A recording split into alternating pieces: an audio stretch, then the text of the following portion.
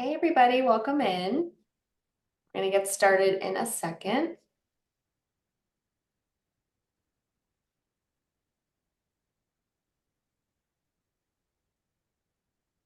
Awesome. So I'm going to start with a poll that I'm just gonna launch as everybody's coming in to get everybody a minute to settle down. It's just a quick check-in to see what field everybody is representing. So I'm gonna launch that first question. Feel free to answer when you get a chance, and then we'll get started.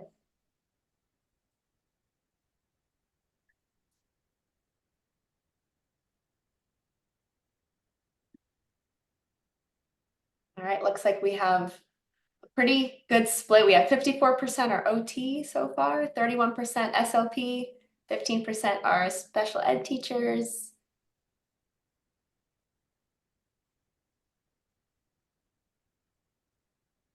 So welcome in everyone. I'm going to keep the poll up just for a second as people are coming in, but I'm going to start sharing my screen and we'll get started.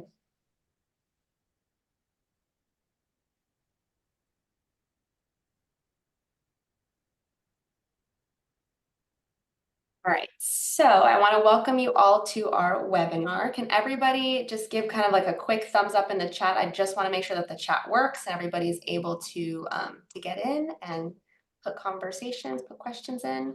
You can just do like a little smiley face or just say hi in the chat. Thanks as well, I see you. Oh, awesome. All right, chat is working. I'm glad to hear it. And then I'm going to quickly pull out the results from our poll. Looks like we had OT is our largest group today. That like never happens in a school. Awesome. All right, so we're gonna go ahead and get started. I wanna welcome you all to our back to school webinar. We're going to get started in just a few minutes. We have our incredible panelists who have some great ideas to share with you. My name's Alexandra and I'm with Learnigo. We're the host of today's webinar. We're an online resource library for SLPs, OTs, and special educators, created by SLPs, OTs, and special educators. So we have all been in the classroom. We are very familiar with what it's like to be in the classroom as a therapist or a teacher. So we're excited to have you all here today. We have thousands of interactive online activities as well as worksheets that help you target multiple skills, regardless of whether you're a therapist or a teacher. Our activities are really great for one-on-one or whole group practice, and we encourage lots of interprofessional collaboration since our resources cover a wide range of SPED areas. And of course, that's why we're all here today for interprofessional collaboration. We know that many of our students spend their day receiving various special ed services. So each panelist today is going to share their perspectives on their favorite accommodations that can be easily used in any setting to promote generalization, collaboration, and accessibility. As we go through, we invite you to ask any questions throughout the presentation in the chat. The questions will be answered in the order that they were received at the end of all three presentations. So we will answer questions at the end. And we'll also be doing a giveaway at the end with some exciting back to school resources. So without further ado, we're going to get started.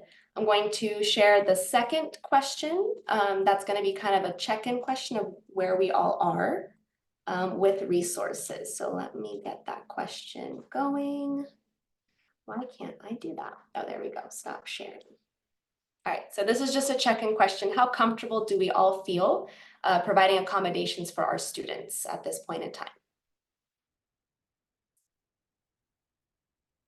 Okay, I see some 7s, 8s, 9s, 3s, 4s, 5s.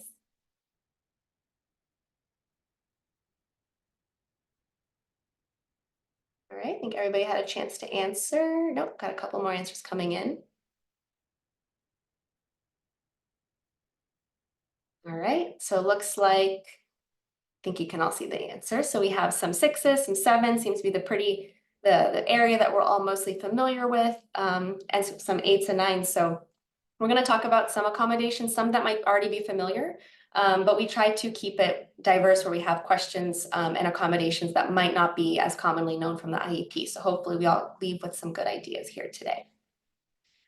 All right, so I'm going to introduce our first speaker. It's Liz Sherman. She has been a special educator since 2007. She also was an assistant director and then director of special education before returning to the classroom. And we're really excited to have her today. So take it away, Liz.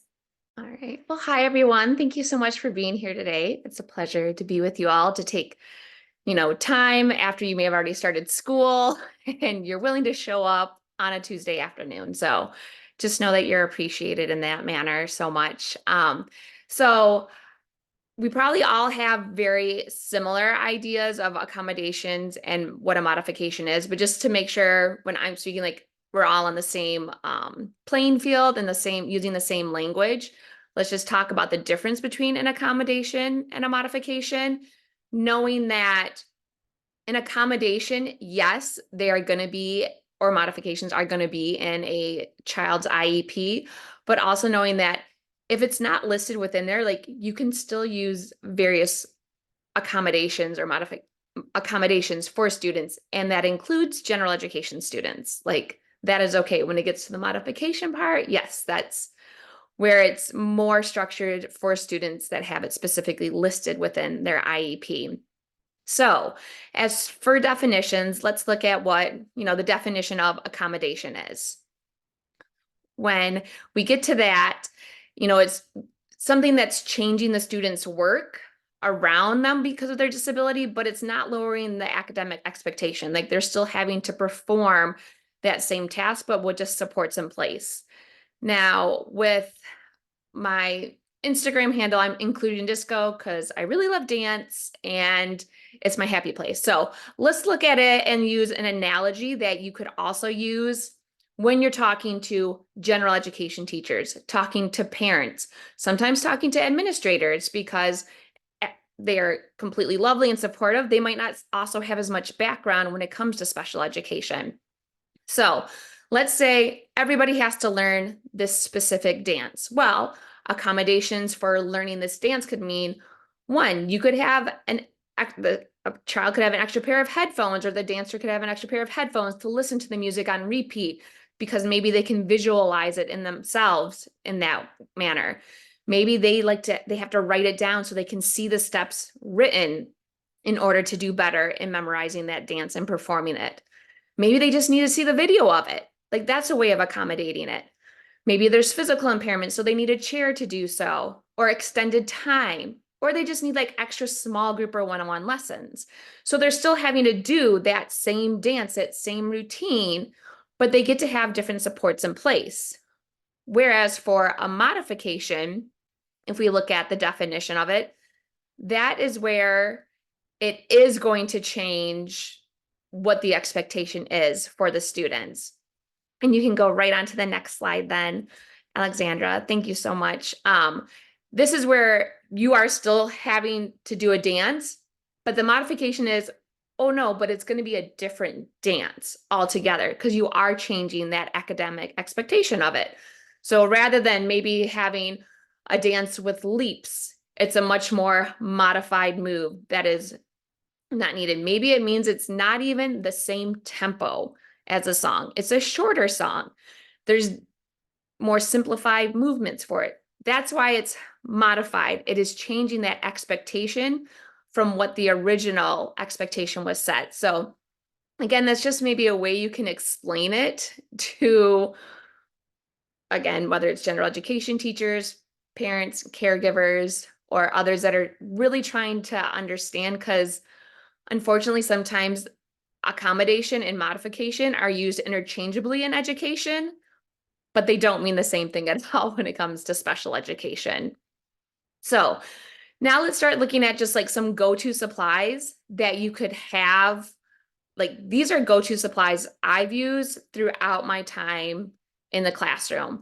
And as it was noted, I have experience from being in the classroom, administrator, and back to the classroom. And it has been across four different states now. Yes, 4 different states, different styles, from doing a resource room, self-contained, true co-teaching model.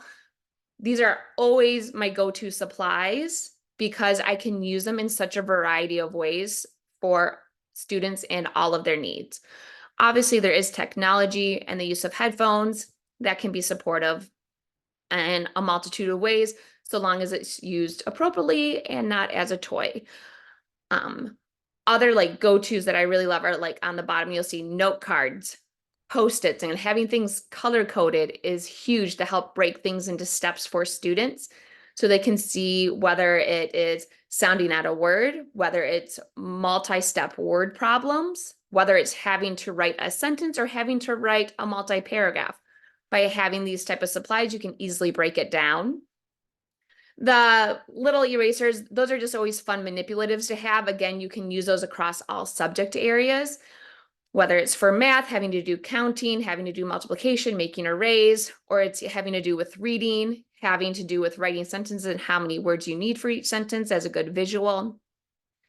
Color-coded bins, which we will get to in another part, but helpful amongst everything so that you can organize things for students.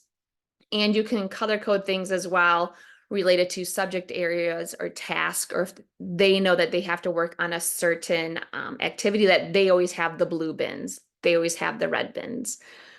One thing that I would like to point out too is having whiteboards with dry erase and markers, because research shows that students, when they have to work on a notebook, they can maybe work up to like 3.5 minutes. When it comes to whiteboards, they can work up to 7 minutes on an activity. And that's because it takes a lot of pressure off of them, because with the notebook and with paper, it can be so permanent. And that can be a little bit intimidating for students. But when you give them the opportunity to have a whiteboard, there feels less pressure from that, and it can extend their time in which they will work on an activity. Now, let's start looking about sort of the different categories in which, when I'll say, this is from my experience when working in IEPs, I like to have them in different categories because I like my IEPs organized in a certain way instead of seeing it all over the place. And apologize, I talk with my hands a lot too sometimes. So as far as some areas, like we're going to talk about environment, response, presentation, timing, and organization. When we're looking at environment, obviously, flexible seating is a way to be able to support students as far as how they can utilize the classroom and complete their work. And if you could go to the next slide there, Alexandra, thank you so much. And I know it shows a beanbag here and like standing desk, but it doesn't just mean that. Sometimes it can mean that they're underneath their desk, underneath a table, like giving them different areas and opportunities to be able to work is so helpful for them. Also have a picture of like when it's talking about maybe like weighted blankets or things like that for students that can help them. Keeping in mind, and I know this can be sometimes a touchy area, however, when there's sometimes like dress codes where students can't wear their hoodies or hats in class. Personally, that is not the hill I'm willing to die on, because there's also research that shows sometimes students feel safer and again, more at ease in the classroom if they have their hoodie on. So if I know that they're going to complete their work and they're going to be able to stay on task, personally, I'm okay with them wearing a hoodie rather than having a battle and struggle there if it works in our classroom. You have to know your students, you have to know what you can do, but that's when I also say sometimes ask for forgiveness, not permission in some things, because if it's best for students, then it's best for students.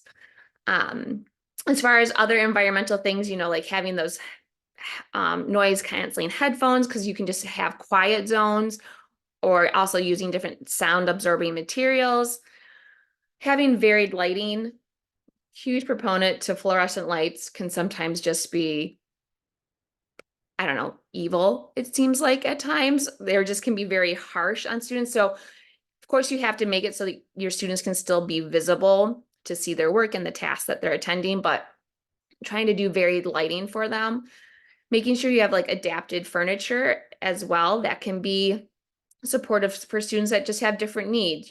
Sometimes it's a wiggle seat, sometimes it is like that standing, sometimes it's having foot pedals underneath or cycling pedals because they just need that movement to keep them going and stay engaged. Also having like collaborative workstations can be really great for students, whether it's on whiteboards and they can interact with each other that way, but just having to be able to, again, engage with one another. Also noted is you'll see some of like the music notes as well as a diffuser. Again, you have to know your students and what's going to work and what's appropriate. Sometimes just having some light, like, whether it's classical music or maybe even popular songs, but it's done via like on piano, or I say instrumental. In my classroom, it was always Greatest Showman instrumental, and the kiddos loved it. And it could just set the tone, and we could work in a peaceful environment. And I mean, they knew that I always had, like, once it stopped, they're like, Miss Sherman, the music stopped. I'm like, got it. Thank you. Thank you, my loves. And I would just go turn it back on, and it just like set just a very calming mood. With diffusers, those can also be helpful. But again, you do need to know if there's anything that could, whether it's allergic reactions or things that could interact with students in that manner. Next, what we can start to look at is when we're looking at response. And this can go, I mean, I could honestly talk about response for a long time, but I don't have that time. So let's try to go through some quick ones. One that I will always go for, hill I will die on, is voice to text software. When it comes to students having to write, having to check spelling, yes, we want them to know how to spell words. We want them to know how to write a story.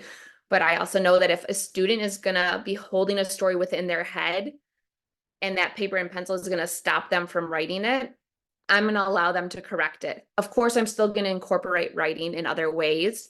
But if it's for a longer passage, maybe that's a place where I'm going to utilize it. Having digital portfolios for them, of course, graphic organizers, and just thinking about all the different ways they can respond back. Maybe it's role playing. Maybe it's using their AAC devices or just alternative input devices to help them, giving them choice on how they're going to present that, whether it's through drawing, maybe it's through acting something out, maybe it's making a video or a podcast. Giving them some more creative outputs for that is going to be huge to be able to support them and for them to really be able to show their understanding of something rather than always having to fit into a box of like, you have to answer these questions, you have to do it just in this one way.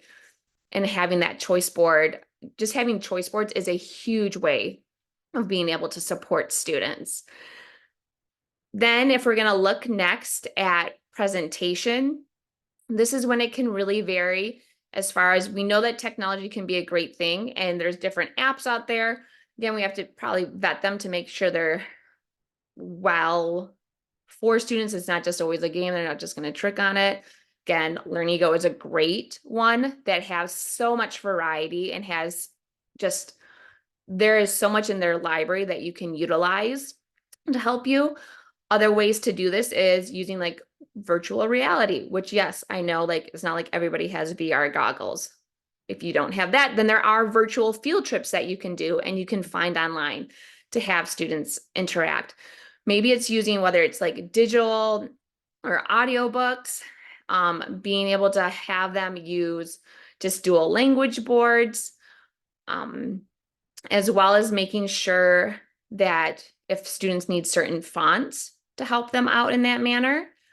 I also love when there is anything kinesthetic to get them moving because there's so much research to show how movement can connect to retention of information for students. Using infographics, because again, it doesn't always have to be presented in a textbook manner for them or a worksheet. It can be done in fun, different ways, whether it's an infographic, whether it's maybe something animated, or having to use storyboards and different visuals in that manner to support students. And the next one is for timing. Obviously, there can be extra time and extended time as a way to support students. Making sure that there's also sometimes timed breaks. If you know a student is going to need a break, doing that. Having visual schedules. There are so many also different time management apps because that can be something for students that they would need support. Making sure that you're chunking assignments into, especially bigger assignments, into smaller pieces because otherwise it can be very overwhelming for them. And while you're chunking them, making sure you have checkpoints with them, that they're understanding what is expected for them in each part of the assignment rather than just sort of giving it to them. And then they come back and it's a little awry all over the place and you have to start over from the beginning, as well as having flexible deadlines. I know that can be a very big thing. And yes, I think it is important for students to understand like something does have to get done. I think we always have to look at the why on some things. Like, are we making a deadline for this time because this is the time? Or, do we want them to learn the task? So always having to sort of talk yourself through that as well when it comes to supporting students, because maybe something self-paced is going to be better for them. And then lastly, when it comes to organization, there are so many different types of organizers, whether it's digital organizers, checklists, planners, bullet journals, interactive notebooks. Again, color coding can be very helpful for the brain to see it in those ways for students, as well as having like whether it's modular systems so that they're organized in different containers and students know based on the label or the color if it applies to them and how they can find it. And I'm sure we're going to be hearing more about that because organization sort of goes across all of our areas. But wanting to just lastly point out when it does come to organization, it's something that needs to consistently be taught to students. It's not a thing like, oh, but they're in 4th grade, so they should know how to do this. I mean, as adults, I still lose things. I still become disorganized and I forget that I don't have my systems in place. So always having to really explicitly teach these to students is going to be important rather than just being like, well, but they're a middle schooler now. Yes, and they're still a child and they're still having to learn and having to learn how to organize more things. So when it comes to organization, it's not just like I taught them once, it's good and done. It's the same with reading. It's not like, oh, well, I taught them how to read, so they should just be great at it now. No, organization, executive functioning skills still have to be consistently taught throughout the grade levels as they get older. So that was what I have to share. Thank you so much for your time. Thank you, Liz. Really appreciate it. So our next guest speaker is Nathalie. She is a speech language pathologist. She has 12 years of experience. She's worked in all types of settings with both pediatric and geriatric populations with lots of different diagnoses. And she is now our SLP product consultant with Learnigo. So Nathalie, whenever you are ready. All right. Thank you so much for this lovely introduction. So I will be talking about accommodations from the SLP perspective. I think it's very important to understand the numbers. So between 2021 and 2022, students receiving IDEA services like speech therapy, OT, special ed, we've seen an increase from 6.4 million to 7.3 million. And again, during the pandemic between 2020 and 2021, 40% of public schools had a special education teacher vacancy. So during that period, we all remember it was a very crazy period, so a lot of teachers left. And between 2021 and 2022, a little bit post-pandemic, about 1/3 of students who received services under IDEA were classified with having specific learning disability. So we can see that with those numbers, there's a huge gap between how many teachers are available to service our students with disabilities. So let's go to the next slide. So we know that by law, there's a list of different points that an IEP, the individualized education plan, must include.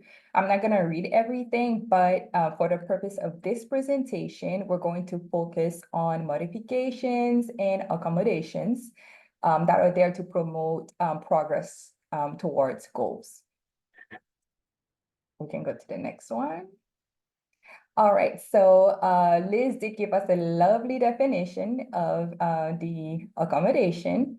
So I do have a definition from the University of Washington, but what you have to remember is that providing an accommodation is to have the students access the curriculum in a way that show their abilities while taking account their disabilities. Right, let's go to the next one. So did you know that according to ASHA, accommodations are grouped into 4 categories? And we saw this previously with Liz, into presentation. How are you presenting the material? Are you presenting it digitally? Is it on a whiteboard? What type of accommodation can you provide? The response, are you providing different ways for the student to respond? Like, is it going to be orally? Is it going to be written? That type. And the setting. For example, are you providing a calm, quiet setting? Are you reducing background noise? And for the timing and scheduling, are you providing, for example, deadlines? Are you providing longer time for the student to answer? So these are some examples that we'll see in our next slides. So the SLPs would deal with all type of diagnoses, from articulation to speech, language, all types of diagnoses. So let's see how some accommodations can adapt based on those diagnoses. Okay, so I've listed here a list of accommodations for articulation, for example, for students that have difficulty producing a sound. But I wanted to give you practical tips that you can apply on day one when you go back to school. For example, are you allowing your student to repeat their answers? Are you giving them the opportunity to write down their answers? For example, are you pairing them with a student that have good speech production? And you as a teacher, are you providing good speech production for that student? All right, let's go to the next one. And language accommodations for a student that have difficulty, for example, processing language, could be comprehension, could be orally. Again, we have some tips that you are familiar with, for example, providing visual cues. But I wanted to put some tips that you could use pretty easily. For example, providing a list of the vocabulary prior to beginning a new unit. Are you giving directions using different words? Are you providing some type of adaptive technologies like audiobooks, speech to text? And also, are you providing some type of access to different type of assignments? Is it going to be written? Is it going to be on a computer? So here I have a video of a student accessing an assignment using Learnigo.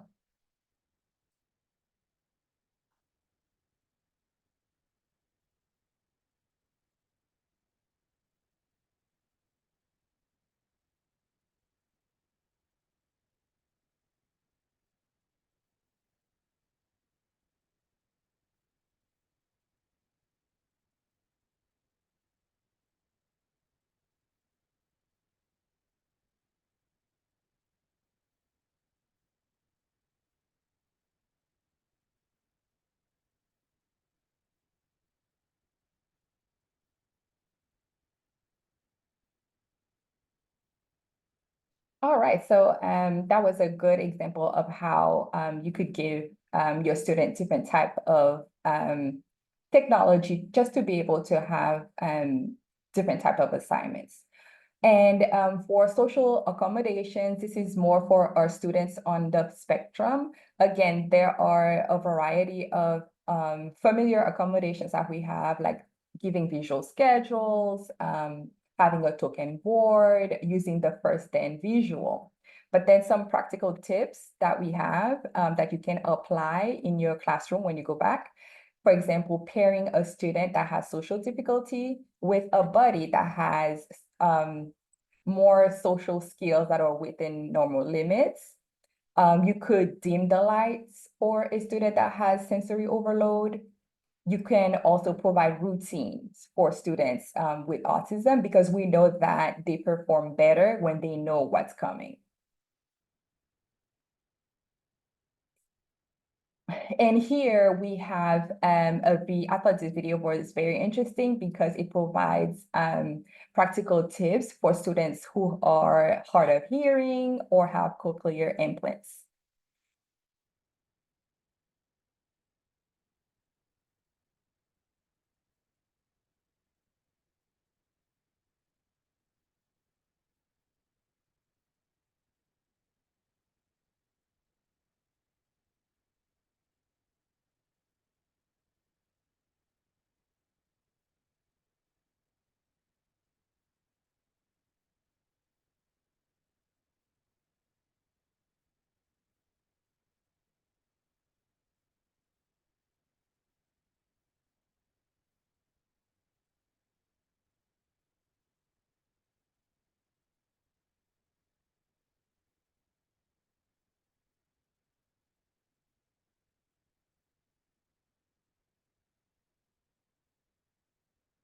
Okay, so I hope you did get some tips from that video.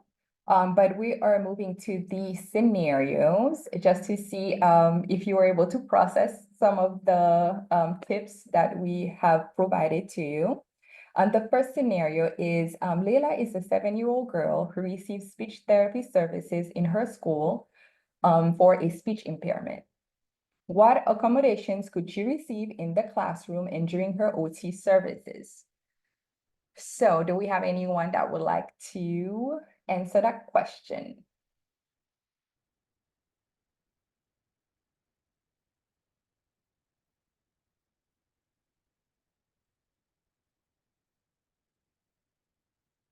Do we have any volunteers?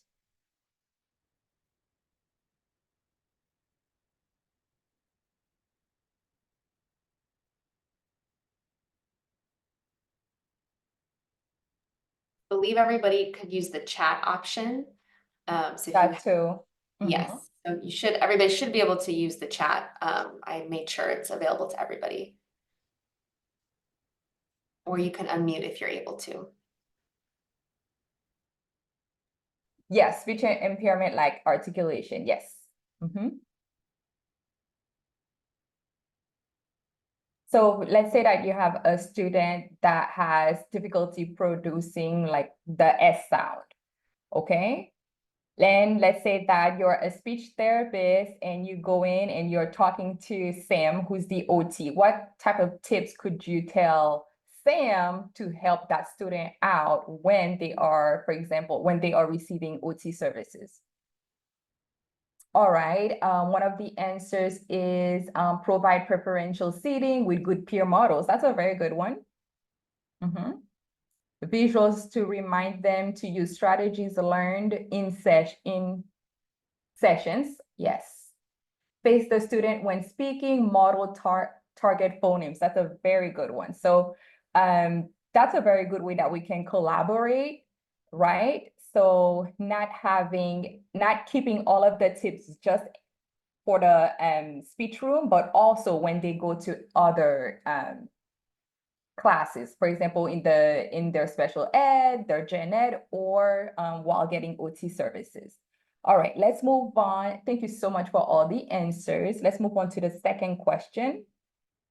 Mike has a 13-year-old boy who receives speech therapy in his school for a voice disorder. What accommodations could he receive in the classroom? Voice is one of those that are not pretty common, but there are things that we could do for a student that has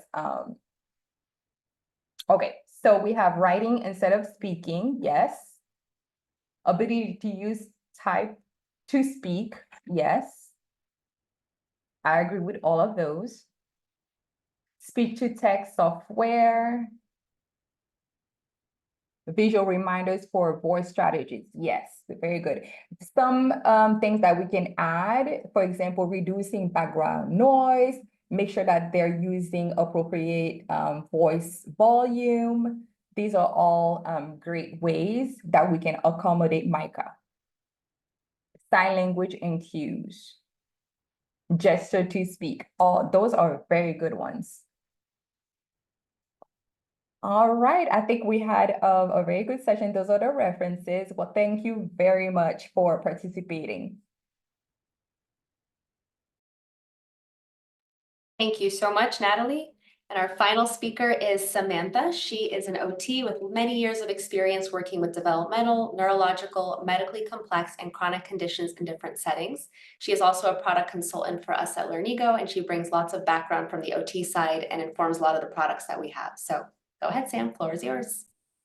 Hi guys, I'm Sam. I'm an OT. When looking for school age accommodations, I feel like this is a really loaded question because a lot of times a lot of teachers or other health professionals will be like, let's go ask the OT what we should do.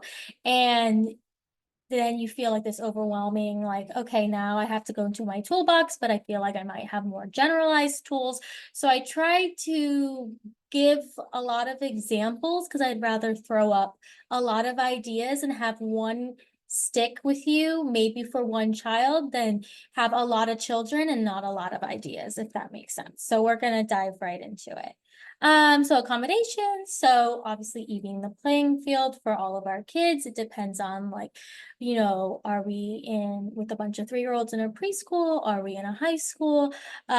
So that's another thing with OT and accommodations is who are we serving and what are we doing? So I tried to kind of add a variety of things so it might help you wherever you might be at.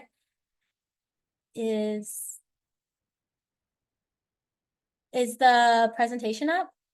I'm so sorry. Yep, I was trying to move one screen over and I closed everything. So give me 1 second. There you Okay. go. Okay.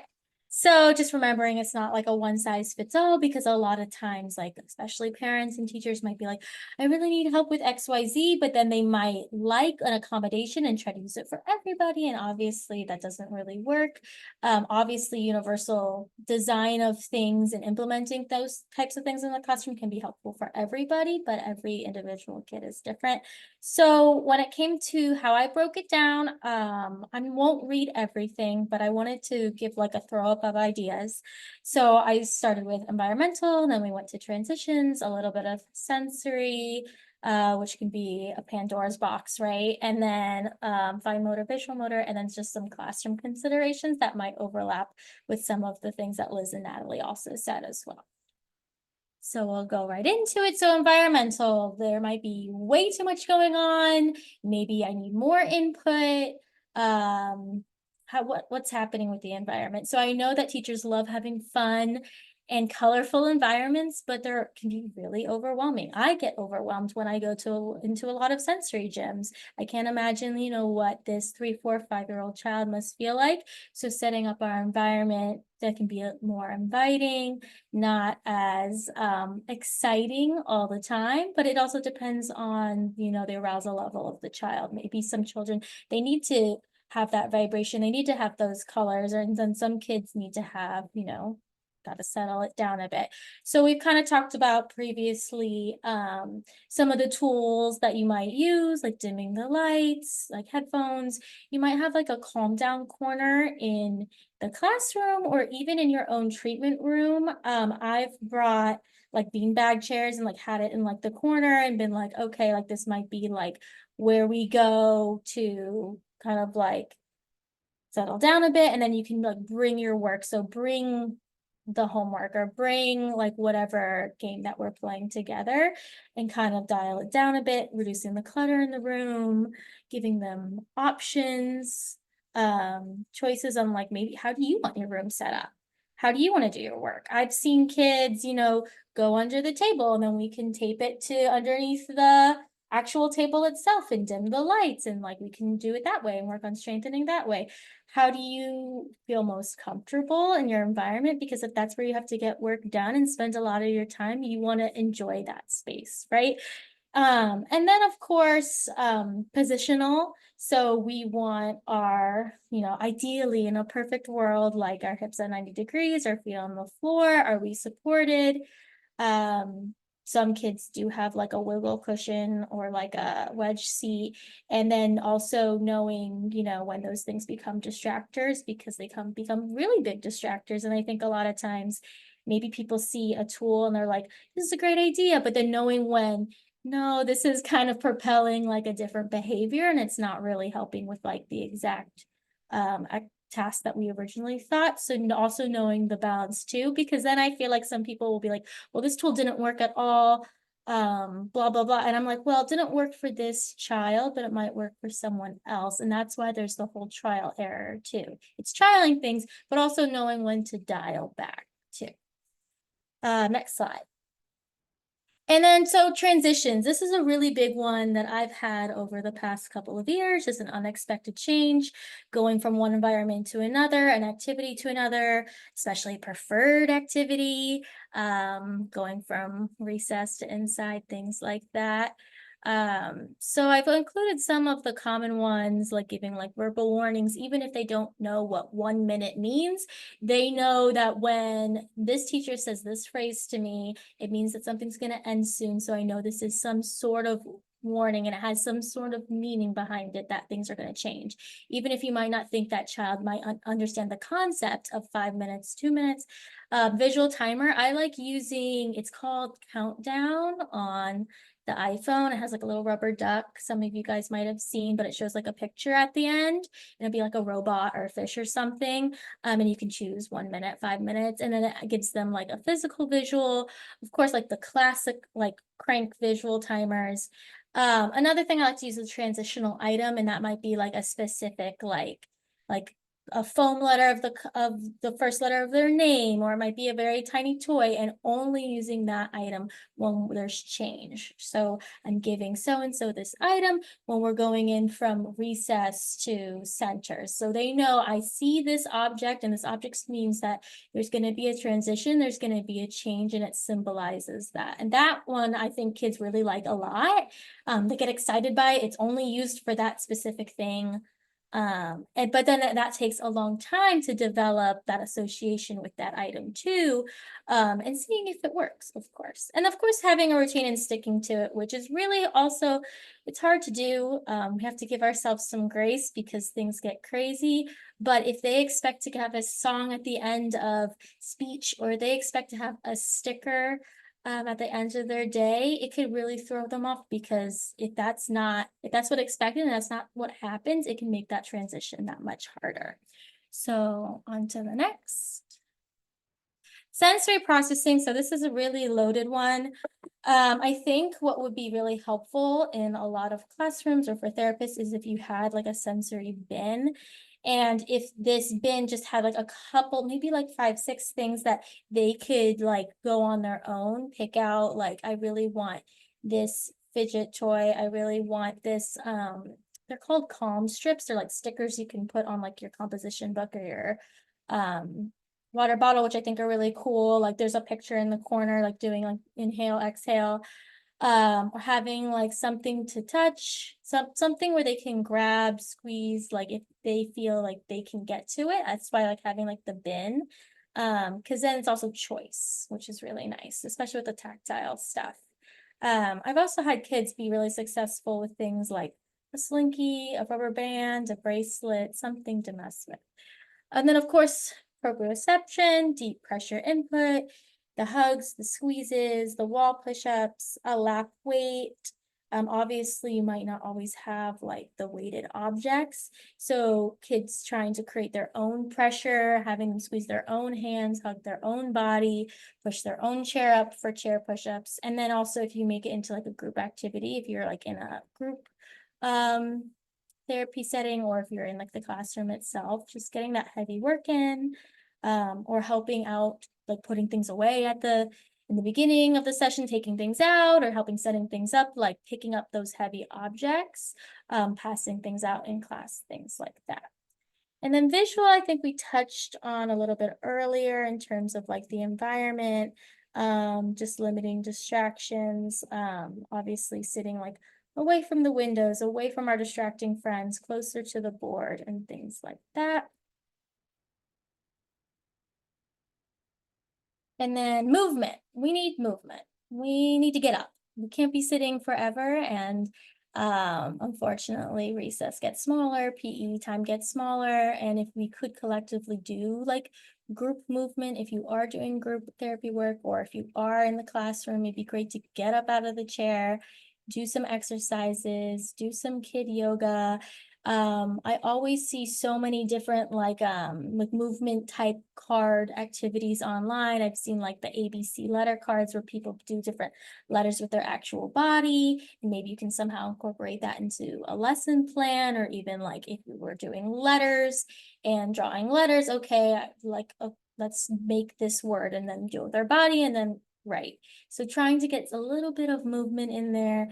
Even if it's being able to hopefully go and like just sharpen your pencil, go get a sip of water. And a lot of times kids do that because they just want to get up, of course. You don't want to be trapped, and I don't want them to be trapped either.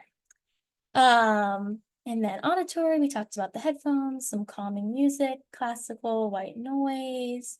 I use a lot of songs to redirect kids that have a hard time paying attention. Like if we start to throw things and we're getting up out of our chair, start doing some arm squeezes, squeezing our hands together, big hugs, sing the ABCs, they start to smile.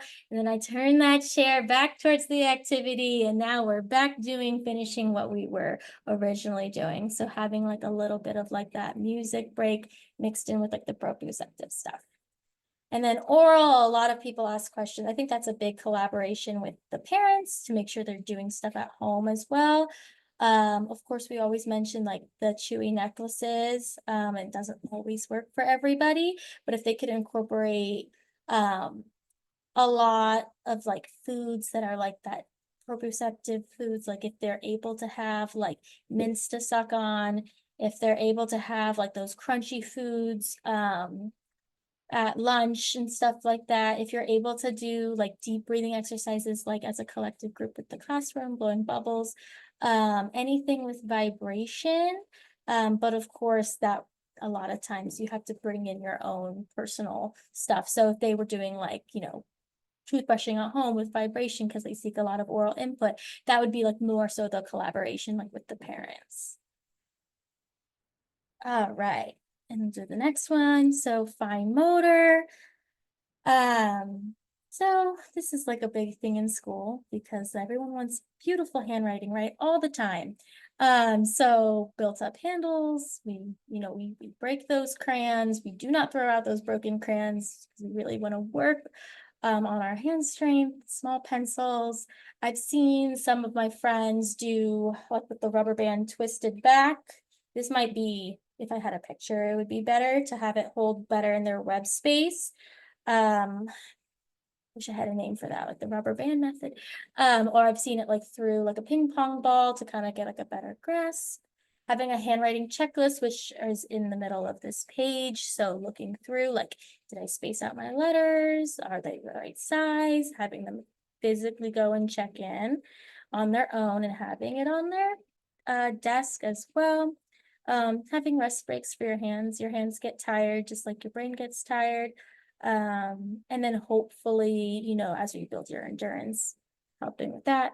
Visual, the adapted paper, I think that's a lot of one-on-one assistance to figure out, okay, well, what kind of paper works for me, or what kind of visuals, like, are we going to outline things? Are we going to highlight things? And that's a lot of trial and error and just talking with the teacher as well for implementing what might stick depending on the child.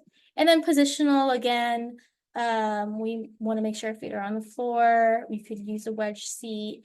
And then making sure that our seating options aren't distractions. That's the tricky part, right? And then classroom considerations, just wrapping up.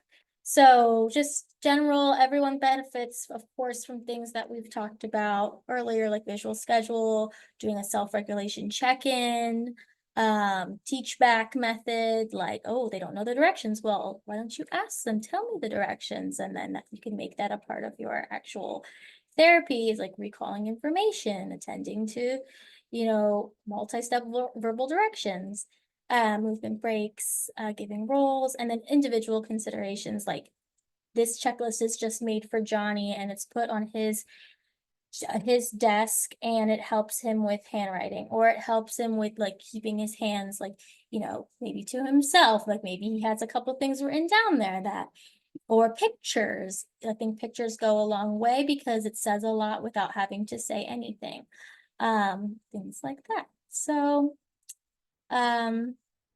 really, I think it's individual. There's so many different accommodations you can give any child. It's just figuring out what works for them. And if you find the 1 to 2 things that work for them, I love that. I'd rather give 100 options and have someone choose 2 that work really well for the one kid that it was really hard to find something that worked for them. It's because I'd rather you have more resources and things to choose from than feeling like you don't know where to start. That makes sense. So that's it for me. Thank you guys. Thank you, Sam. Really appreciate a lot of good information. All right, so we have a couple of questions, thank you, that I'm going to answer in the chat. Feel free to add in your questions at this point in time as well. I'll address them in the order that they come up. First of all, I just want to thank everybody for attending. After the questions, we will do the giveaway. So please stick around, because if you are not here, then I can't call on you as a winner. So I'll start with the first question from Linda.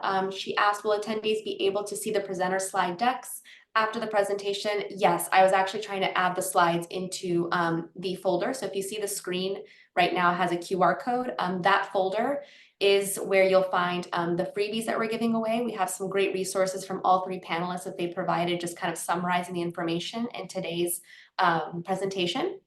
And in that folder, you should also see the presentation. If it's not there yet, because that's what I was trying to add earlier, it will be in there by a couple hours after the presentation. So that QR code will take you to the freebies and to the presentation, but I will also send an email tomorrow with all the information as well if the QR code is giving you trouble or you want to have access to it later on.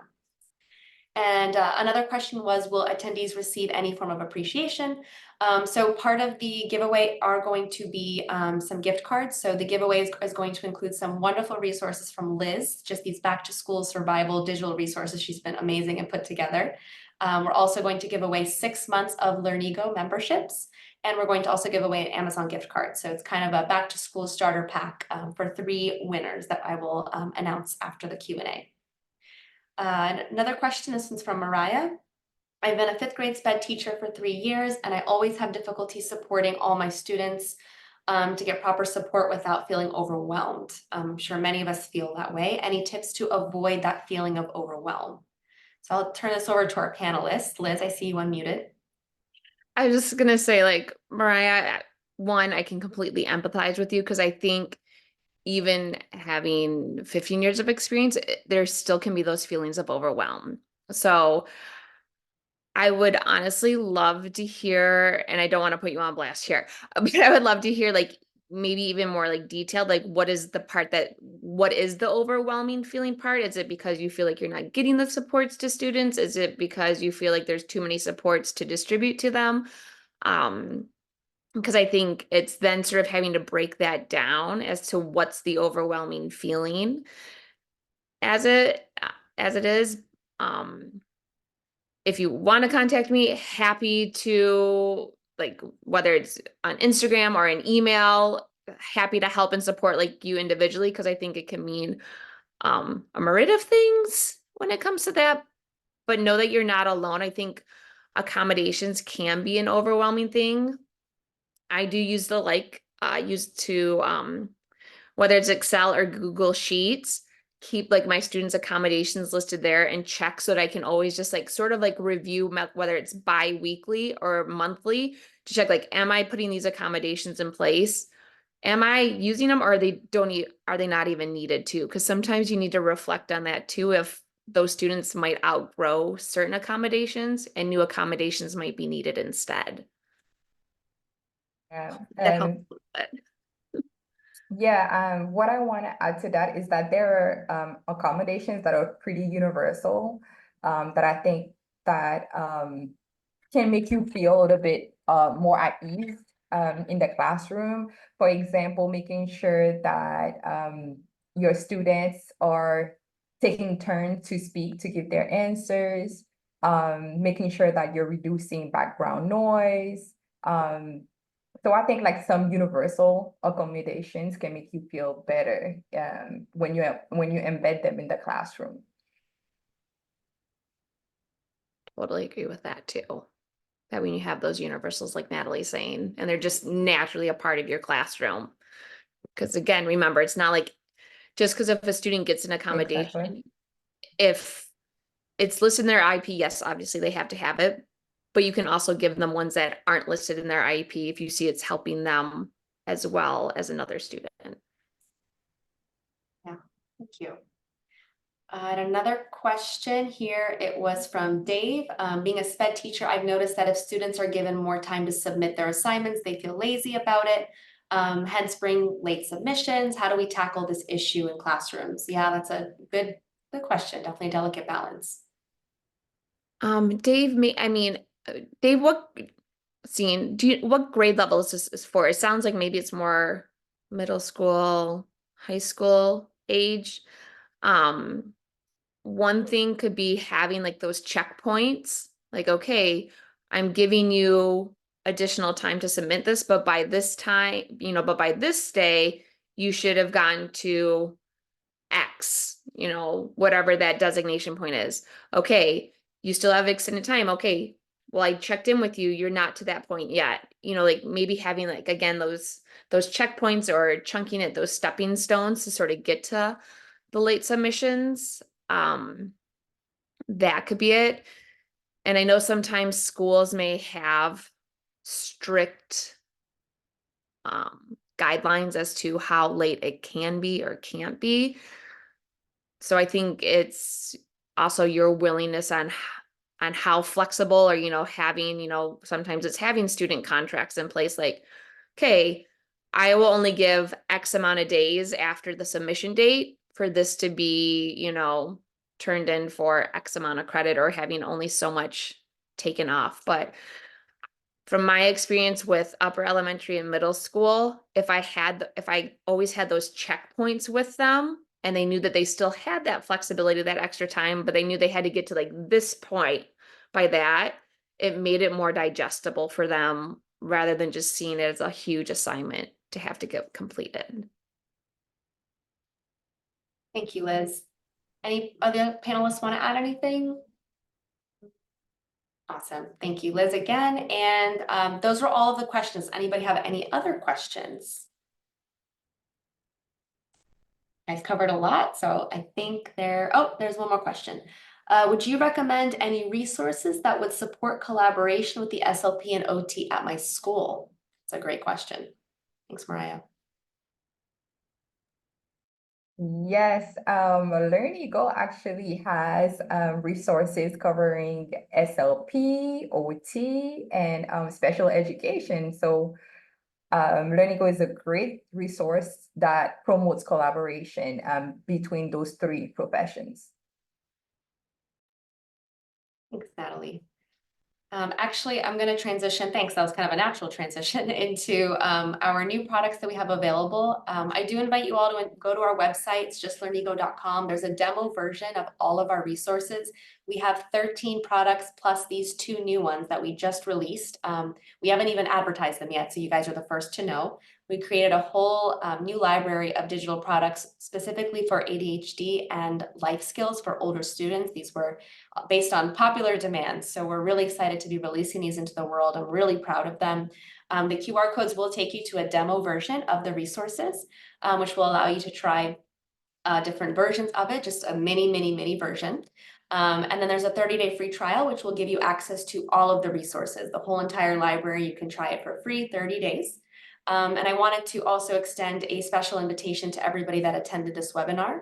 Everybody that is attending the webinar, I will send a discount code after the meeting via email that will entitle you to 50% off any resource you would like, whether it's one single resource for a monthly subscription or a yearly subscription for one or multiple resources. And that will be valid until Friday. So I invite you to try the demos out, get a feel for everything, and then take advantage of the discount while the school year is still getting into swing. For some of us, I know some start in September. And this is our email. If you have any questions about anything you've heard today, any products, Natalie is a great SLP product consultant, so she can help on the SLP and OT side of things, as well as Sam. But this is kind of our initial team, so I invite you to and send any questions over to us through this email. And thank you, Dave, for your positive comments. I see them coming in the chat. And I did want to announce our winners, of course, as promised. As I mentioned, the resources will include a 6-month subscription to Learnigo, as well as Liz's tried and true digital resources and an Amazon gift card. All of this will be sent to your email that you registered with. So our winners are, number 1, Hillary James. Can you send, I think Hillary, you're here. Thought I saw your name. Hillary, if you don't mind, in the chat, can you, just to the panelists, send your email just to confirm that we have the same email so we can send you your prize? And our second winner is Charlene. Biela, I see you're here as well. So same thing, Charlene, congratulations. Can you please just send us your email, make sure we have the right email for you. Thank you, Mariah.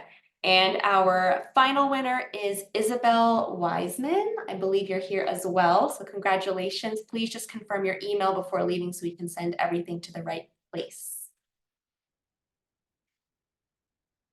Perfect. I got Hillary, I got your email. And you're welcome to send it in the chat to everybody or just to the panelists. You can toggle between the options.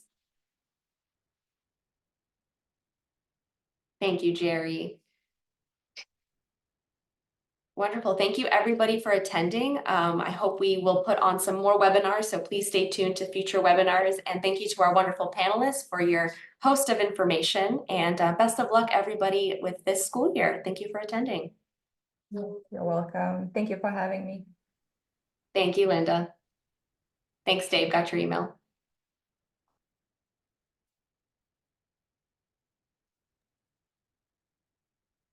Thank you. I see Isabel. Thank you. Got your email as well.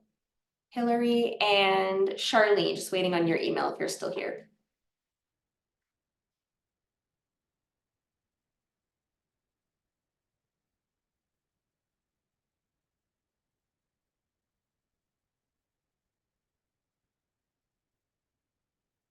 Awesome. Thank you, Hillary. Got yours. Yep.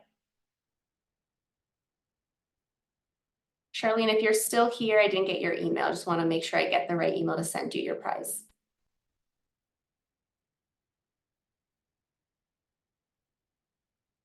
Thanks, Hillary. Appreciate it. Thank you, everybody else who attended.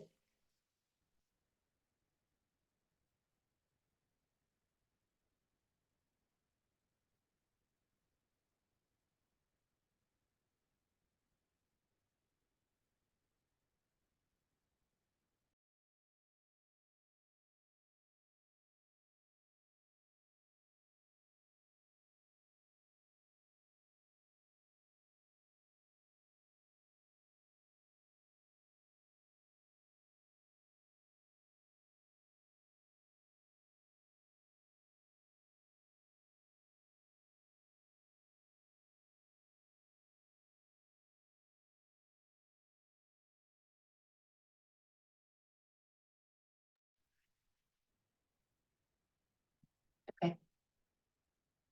So you need another winner? Okay. All right. Sorry, I was trying to end the. Okay, I'm missing one person's email, but we were trying to decide if we need to pick somebody else. That's all. Okay, I'm gonna go ahead and I'll end the session. I'll start a new one for us.